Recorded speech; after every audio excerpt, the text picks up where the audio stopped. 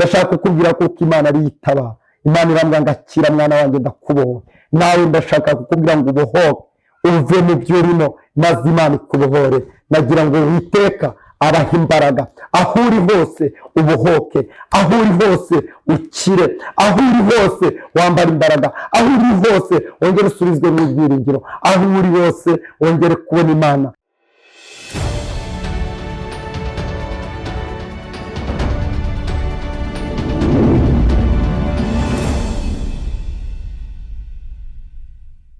Turongeye turabasuhuje mwebwe mwese mukomeje gukurikirana Mukakarangwa TV. Aho wakoze subscribe nawe utarayikora nizere ko uraza kuyikora kugira ngo ubashe gukurikirana ibiganiro byose dukora. Uyu munsi rero ntabwo turi twenyine, tubafitiye umutumirwa ugiye kubagezaho ijambo ry'Imana yabateguriye. Nizere ko muraza kuryumva kugira ngo ibafashe kandi mutanga n'ibitekerezo byanyu muri comment. Murakoze cyane, reka tumwakire. Murakoze kunyakira. Amina. Nje kugira ngo nzane ijambo ry'Imana uyu munsi Imana yashyize ku mutima wanjye. Imana yifurije buri wese ko ryamugeraho rikamufasha kandi rikamubohora.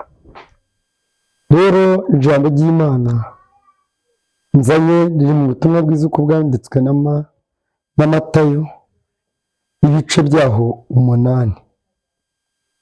Bishatse kuvuga ngo iri jambo hari igihe umuntu atakaza ibyiringiro, akaba yari afite uburwayi bwaramunaniye, akaba afite ikintu kimuremereye, ariko ndashaka kukubwira kuko muri aka kanya Imana cyangwa se umufasha ari we Yesu Kristo Imana yaduhaye kugira ngo aze kugira ikintu akora ku buzima bwawe. Rero muri aya magambo ijambo ry'Imana, Yesu ubwo yagendaga afasha abantu, ubwo byamenyekanaga ko Yesu ari umukiza, Yesu yaremeye avuga mu ijuru ati intebe z'icyubahiro aremera aza mu isi. Aje mu isi bisaba ngombwa kuko aca mu buzima turimo kugira ngo tumwisangemo. Rero arangije Yesu akora ibitangaza biramenyekana, abagenda. Ngiye kubasomera amagambo ababohora, amagambo ari mu butumwa bwiza uko bwanditswe na Matayo ibice 8. Yesu icyamuranze kugira ngo natwe tumwizere duhamye ko akora byose, nuko naho yageraga ibimenyetso byakorekaga ubwo Yohana we yabatirizaga mu butayu ibintu bikomeye, yaravuga ngo arimo gutunganya inzira z'umukiza ugiye kuza. Uwo mukiza nta wundi yavugaga ni Kristo.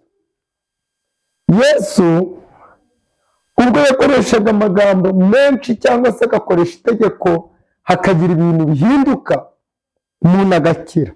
Birashoboka ko ahantu uri ushobora kuba ufite ibintu byakuzengereje kandi ukaba ufite imbaraga zikurwanya kandi ukaba udafite ubushobozi, ariko Yesu wo mu ijuru yamanuka akagukiza kuko imbabazi ze zihoraho. Icyo Yesu akunda ni imbabazi, si ibitambo. Ngiye kubasomera ubutumwa bwiza uko bwanditswe na Matayo ibice 8 ngo Yesu akiza umubembe, ngo amanutse kuri uwo musozi abantu benshi baramukurikira, maze haza umubembe aramwegera aramupfukamira aramubwira ati mwami washaka wabasha kunkiza. Arambura ukuboko amukoraho ati ndabishaka, kira. Uwo mwanya ibibembe bye birakira. Yesu aramubwira ati wirinde ntugire uwo ubwira, ahubwo genda wiyereke umutambyi uture n'ituro Mose yategetse bibabera ikimenyetso cyo kubahamiriza. Ibi ni ibintu byakorekaga. Kimwe cyaranze Yesu mu byo yakoze n'imirimo n'ibitangaza nuko yakizaga. ariko mwibuke isezerano yaduhaye muri Yohana 14:18, yaravuze ngo ndagiye simbasize nk'imfura, ndizanyizera nzagaruka ahari. Nimba wizeye Imana ko ishoboye byose, Yesu aracyari muzima, yavuye mu gituro, yemerewe kuza akagusura akagutabara, kuko ni isezerano ry'Umwuka Wera yaduhaye. Haleluya! Yesu akunda gukiza, ariko kumwizera nibyo byananiranye. Abantu benshi ntibaramwizera, usanga abantu benshi bamufata uko atari. Ubundi Yesu uko yarabitiye niko agikora. Iki ni kibitera cya mbere. Yesu ushobora kuba ufite uburwayi uyu munsi bikagaragara ko wowe usenga, ariko ntubisenga, ahubwo ukaba uri umufana wa Yesu, ariko n'ubu uri muri Yesu. Biragufasha nuko imbabazi za Kristo zihoraho. Ugasanga nigira ahantu barizwa, uno munsi uri kujya mu bisahisha, uno munsi uri kuva mu byo wari urimo ukajya mu bindi, bigatuma icyo gihe Imana mutagirana ubumwe mu mutima. Ugasanga kenshi uracyafite ibintu bikuboshye muri wowe. Biragusaba kubohoka. Ndashaka kubibwira buri umwe wese, biragusaba kubohoka. Kubohoka bimeze bite? Birasaba kubanza kubabarira mu mutima, ukatura. Iyo utatura ububoshye, hejuru hari Imana, kabiri hari Yesu, gatatu Umwuka Wera. Hasi mu mutima ubundi umuntu atewe n'umusaraba. Bityo ko umuntu atewe n'umusaraba, hagati aho nanone hari kwatura, kabiri kutatura, hasi ugahabwa Umwuka Wera. Iki kintu uko bimeze, kimwe kigenda kimura ikindi. Iyo umajije kuhabwa Imana cyangwa se ikabona yaje bugufi yawe, hano hejuru aha hari Imana, haraza hagasimbura hano hantu kwatura, noneho Imana ikaza ikaba muri wowe. Icyo gihe bitumya Imana igirana ubusabane nawe, ariko yitatuye. Ariho wahandi Yesu yitatuye bigushyikiriza urupfu. Tangira kumva kuko hari izindi mbaraga zagufasha. Kandi kumbi ibintu turwana nabyo ni ibintu byo mu mwuka, birasaba ko ugomba kwizerera muri jambo, kuko Yesu yakiza. Barangije wagira gatatu, iyo watuyimaririje, Mwuka Wera araza akaba muri wowe. Mwuka Wera akaza akakuyobora. Mwuka Wera ugatangira kuza Mwuka Wera. Uburwayi bumarwamo n'iki? Ni uko ugomba kwizera ko Yesu ari gukiza. Akimanuka kuri uyu musozi, uyu muntu yaramupfukamiye, nta yandi magambo yamubwiye, nta n'ikindi cyagoranyemo. Ni uko yamubwiye ngo ndabishaka kira. N'ubu ngubu ushobora kuba uzi ko ibyiringiro byagiye, ariko ahantu uri, ndashaka kugira ngo ikiganza cy'Imana kigukoreho ubuhoho. Ikiganza cy'Imana shaka kugira ngo ukire. Yesu yaravuze ati muzanyizera, nimuyizera muzakora iby'ubutwari. Dore njyewe ngiye ndi muto, ariko mwebwe musigaye muzakora iby'ubutwari. Rero kenshi aravuga ngo muzarambika ibiganza ku barwayi bakira, muzirukana abadayimoni mu izina ryanjye. Ariko uko Imana yabitubwiye siko tubyizera. Ageze i Kaperinawumu ntiyarekeye aho gukiza, akiza umugaragu w'umutware w'abasirikare. Ageze i Kaperinawumu haza umutware utwara umutwe w'abasirikare, aramwinginga ati mwami, umugaragu wanjye ajyamye mu nzu yararemaye, arababaye cyane. Aramubwira ati ndaza mukize. Umutware w'abasirikare aramusubiza ati mwami, ntibikwiriye yuko winjira mu nzu yanjye, ahubwo tegeka gusa. Bishatse kuva ngo si ngombwa ngo umuntu uko wizera n'aho waba uri, Imana yakubohora. Aho waba uri tangira wizere, kuko Kristo yaduhaye ubutware. Utangire ubohoke, kuko Imana irabishobora. Bivuze ngo iki? Kenshi abantu twitinza mu masezerano yo gukira, ugafata ibintu bidahesha Imana icyubahiro, ugasanga uri kwizerera mu bami babiri, ukizera mu mwami utegeka isi y'umwijima, ugasanga wizerera no mu mbaraga z'Imana, ukabura ahantu barizwa. Rero nashaka kugutangariza kuko nabinyuza mu ijambo riza kukubohora, kugira ngo ahantu habi hose ubohoke. Maze Yesu aragenda, ibitangaza birakomeza birakoreka. Si uko Yesu ari ngombwa kugira ngo agusange aho uri, kandi Yesu iyo yakizaga, niyo wabaga utaha kure yaragukizaga. Ni Imana ibera hamwe byo icyarimwe. ni Imana ikora imirimo n'ibitangaza. Ukuboko kw'iburyo k'Uwiteka kwakoze ibitangaza kwambutsa Abisirayeli mu nyanja itukura. Iyo tugeze mu butumwa bwiza uko bwanditswe na Matayo, ku izi paje twariho, ukagenda ukagera hano ku murongo ku bice 17, naho arabidusobanurira. Ibice 17 haranditse ngo, haleluya, haranditse ngo, titira amagambo avuga ngo Yesu ahinduka ishusho irabagirana.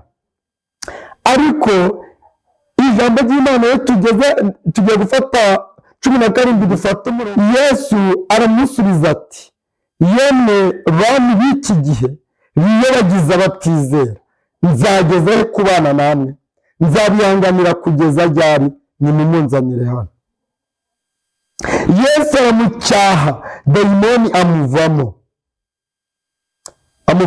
Umuhungu ahera ko arakira, maze abigishwa begera Yesu biherereye bati, ubwo bari batangiye kubaza Yesu uti, noneho ibintu Yesu atangiye gukora twebwe byatunaniye kandi yaradutoje ni ibiki?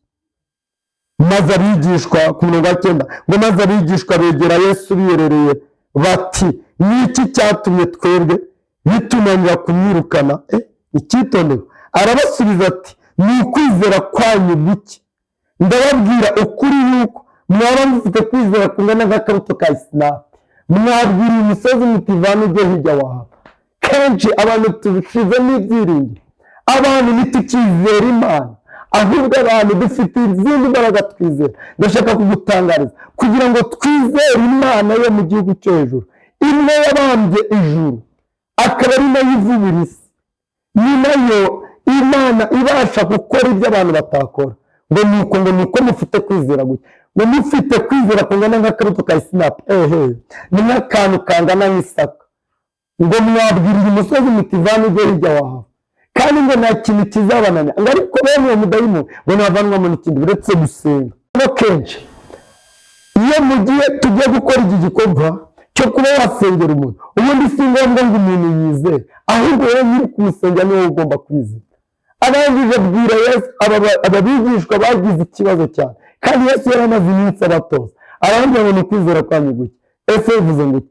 Arababwira ngo uyu mudayimoni uba ari mutumye abatizera kuko abantu babohoka. Uyu mudayimoni ngo ntavanwamo n'ikindi uretse gusenga no kwiyiriza ubusa. Ndashaka kukubwira ko imbabazi z'Imana ziracyariho, ariko Yesu arakiza kandi Yesu aratabara. Ni Imana ishobora byose, ni Imana itajya yibagirwa. Rero nkongera nkajya muri Zaburi ya 30, Zaburi ya 30 iratubwira ngo, Uwiteka ndaguhimbariza kuko wamagurikije, ntukunde ko abanzi banjye banyishima hejuru. Uwiteka Mana yanjye, naragutakiye urankiza. Uwiteka wazamuye ubugingo bwanjye ubukura ikuzimu, wanyujije urupfu ngo ne kumanuka nkajya muri rwa rwobo.